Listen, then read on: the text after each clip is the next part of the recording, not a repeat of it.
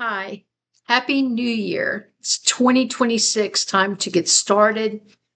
And I haven't always been a fan of New Year's resolutions, but today I'm embracing them because I think it's very important when you're doing something relatively new. And when things are changing a lot in the environment that you're working in, that you have your New Year's resolutions. Only if you're really committed to them, though. And I'm pretty good about making a commitment once I really decide.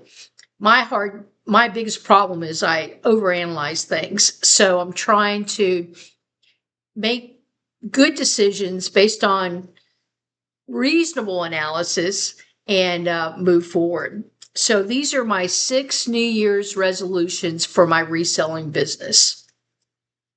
Number one, I'm going to start buying in bulk.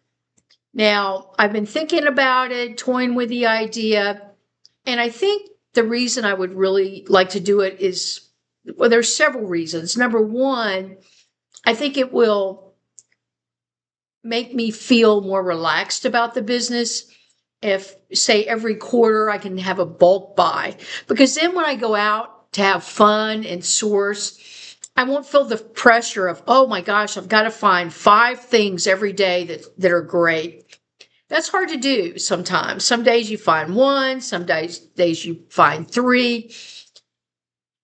It's rare that I find 5 great items that I'm really thrilled about listing. So I think the way I can manage that emotional reaction that I have to feeling, so that I won't feel down about the business or like I'm not finding enough new things, is to get some bulk buys where I can just cut out the driving, cut out the thrift stores and all of that, at least momentarily, to build up my inventory. And then when I go out to have fun and do it the old fashioned way, which is the only way I've really done it until now, then I think I'll be in a great position to enjoy it more and take some of the pressure off of myself. Um, oh my gosh, my cat is about to jump in my lap. So I think I'm going to put this blanket in my lap. I'll be right back.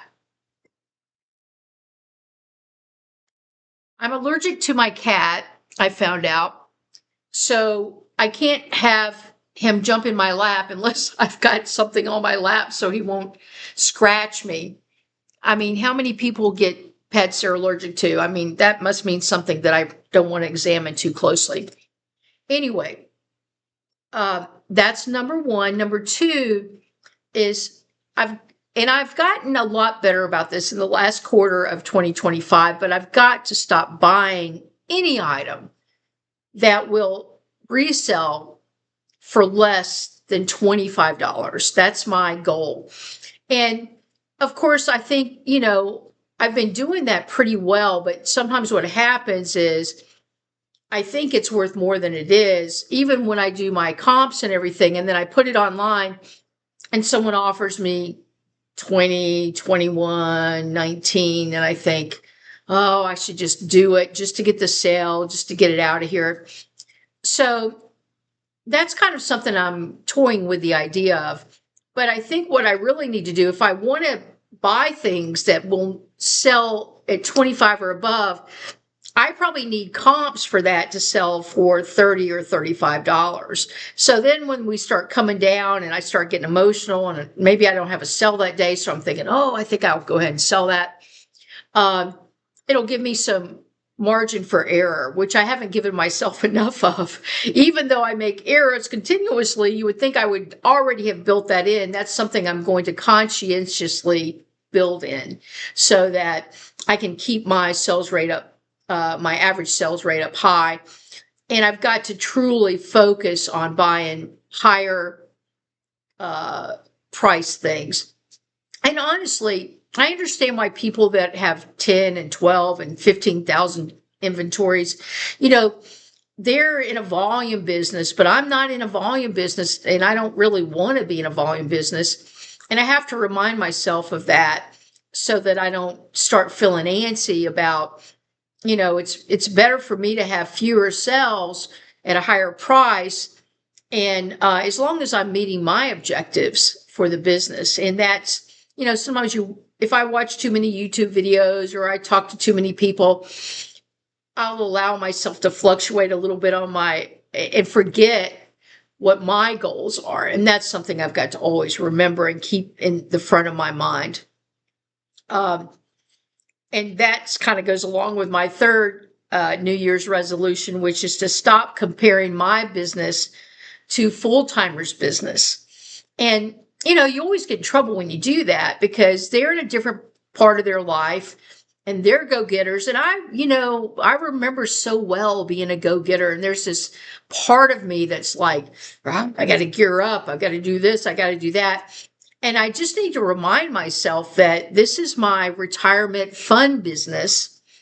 And I do have definite goals. I mean, things I really want to do with it, but I can't compare myself to the 20 and 30-year-olds that are, starting families, starting businesses. They're in a whole different place and they're trying to hit six figures or whatever.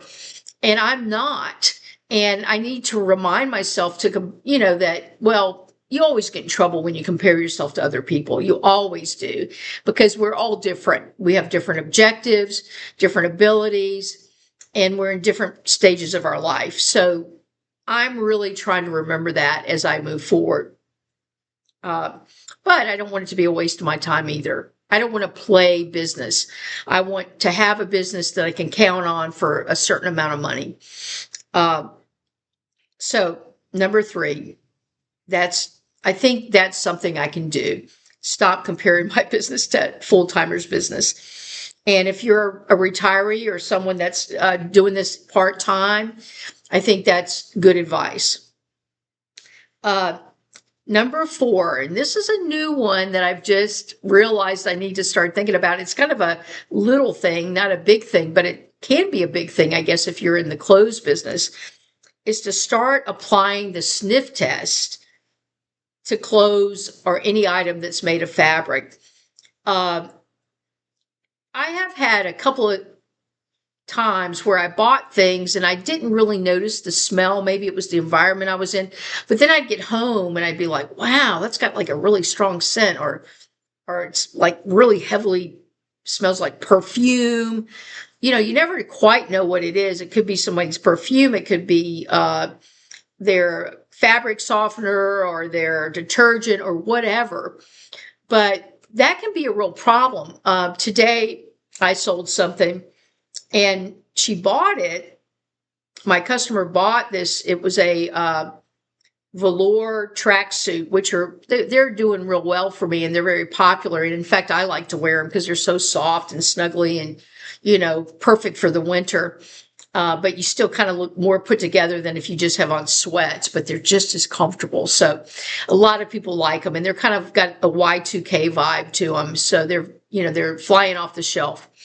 So, but I typically wash most things that I get, but I don't always wash velour because I'm a little nervous about it. It's like, what if I just ruin it, So I'll only pick it up if it looks great, and it looks clean and it looks new, even though the one I'm talking about was not new.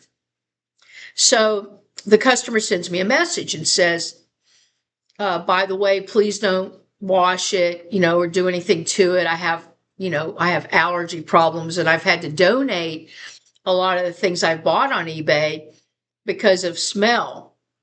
And I thought, oh boy, here we go. And of course, the first thing I thought was, why didn't you tell me that before you purchased it? So I sent her back a message and I said, let me check it out. I was away from home and I said, when I get home, I'm going to check it out again, give it the sniff test, and I'll let you know what I find out. So I get back home and I fortunately got lucky, and this particular little tracksuit and I really was like, really checking every little part of it, was fine. There was no strange smell or strong smell to it. I did, however, and I wanted to remind her, I said, I'm happy to cancel before I ship out if you're concerned at all. I said, this is pre-owned, so I don't know what it's been treated with before it got to my house.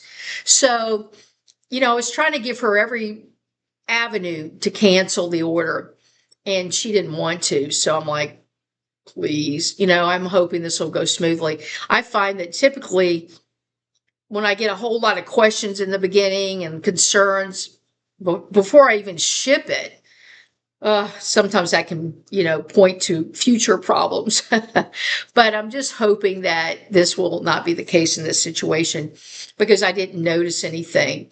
But, allergies are weird, and I have allergies. I'm allergic to my cat. I'm allergic to certain foods. So I know how scary it is. And I also know that certain detergents, I'll break out in hives if I, get into something with bad detergents. Like everything I use is organic or for sensitive skin and all that. So I know it's a real hassle, and it's a little bit scary. If you end up with hives all over your body, you may end up in the emergency room. So I get it. But I guess what I wish people would do was ask me questions before they purchase.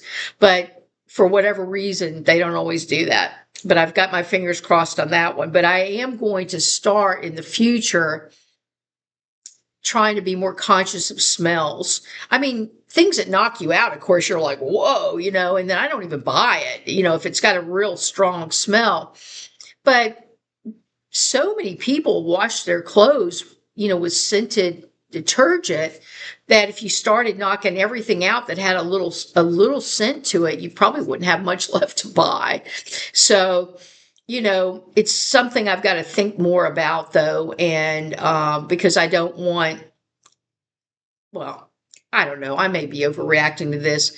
I haven't had anybody send anything back or return anything because of scent ever. So, knock on wood, right?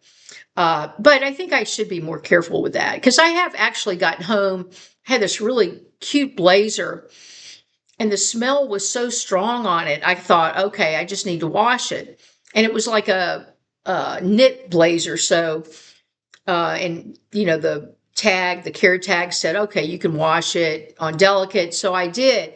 I washed it 10 times, and the smell would not come out. And it was adorable. But the smell was so strong that I thought, my gosh, it's unbelievable.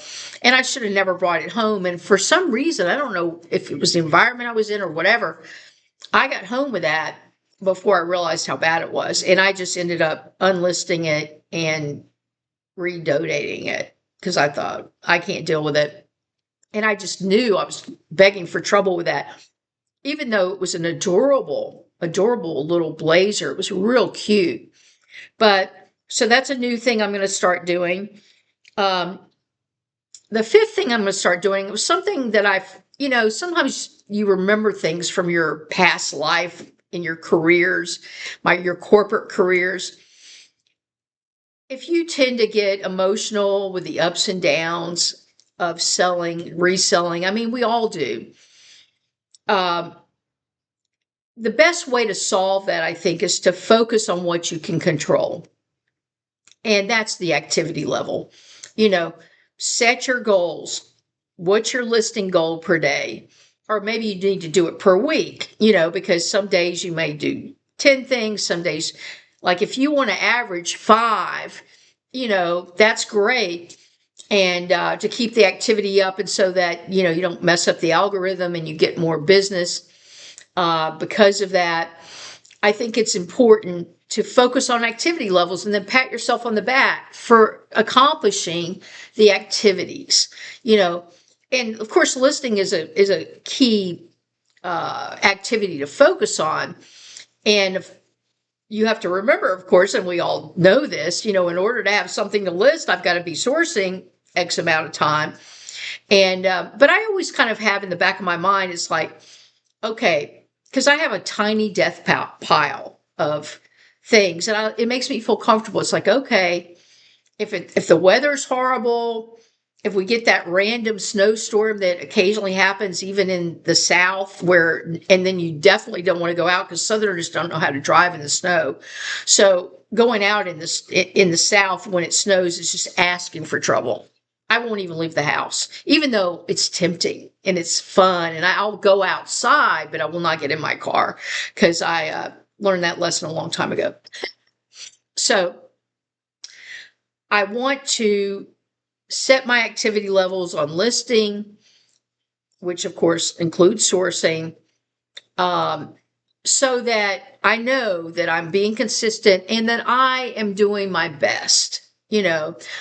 Set my goals with the, average sales price. If I can hit those things and the sales through rate, then I've done my best. I've done my part.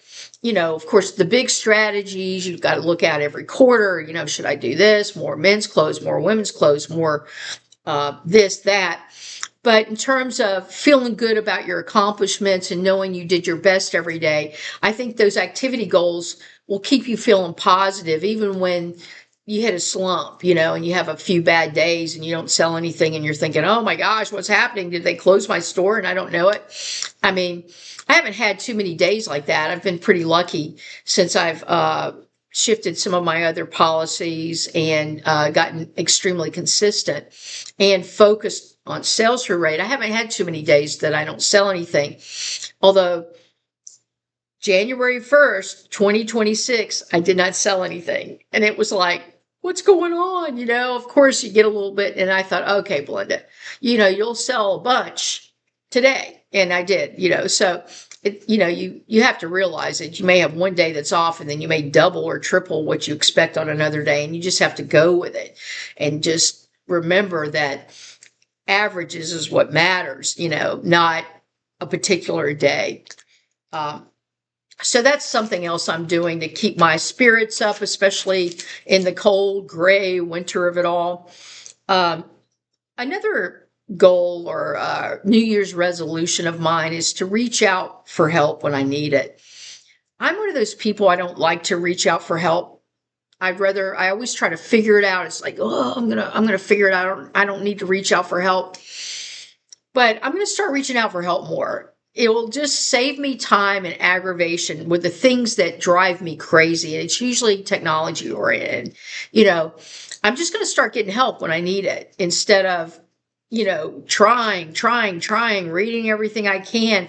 I mean, I will still try to do it on my own first, always, but I'm going to start getting help. And I need to I need to make one of my main goals to find someone that I can call on when I need help in technology. Of course, that's so broad. I don't know if you can find one person that can help you with so many different things. But that's something I've got to give myself a break, lean into the things I'm good at and kind of just get help when I need it. The last thing, which I think will make a huge difference, maybe the most difference of all the things I talked about, is to take more days off. I need days off. And so I think that I always knew this when I was always in corporate sales and marketing, that it gives you a new perspective on things. If you're struggling with things, take a walk, take a day off. Just get out of the environment that's where the problem is beating you in the head and get a fresh perspective. It does. It's amazing. Going out in nature does it. Taking a day off completely from the business does it. That's probably one of the reasons I'll never have same day shipping, because I want to have the luxury of taking a day off when I need it. And I love the fact, and I've already done it a couple of times, that I can turn my store off basically and take time off. And I think that's great. And I think that you always get in trouble when you don't take enough time off and spend time. Most of my best decisions have been made based on perspective and getting time away from the business. So those are my 7 New Year's resolutions. And I wish you the best in 2026. I think all of these, not every one of my resolutions fits your business, but some of them really do. And taking days off I think, is one that we should all focus on, and also reaching out for help when you need it. You can't be good at everything. I mean, some people get close. I always despise those people because they don't seem unfairly advantaged. And I'm just teasing, of course, but take some time off, get some help when you need it, get consistent with a routine, so that you feel good about what you do every day, or every day that you work anyway. So Happy New Year again. I won't say it every time from now on. I figure after about the second, we're in the new year and everybody's heard Happy New Year 1,000 times. But thank you for spending some time with me. Bye-bye.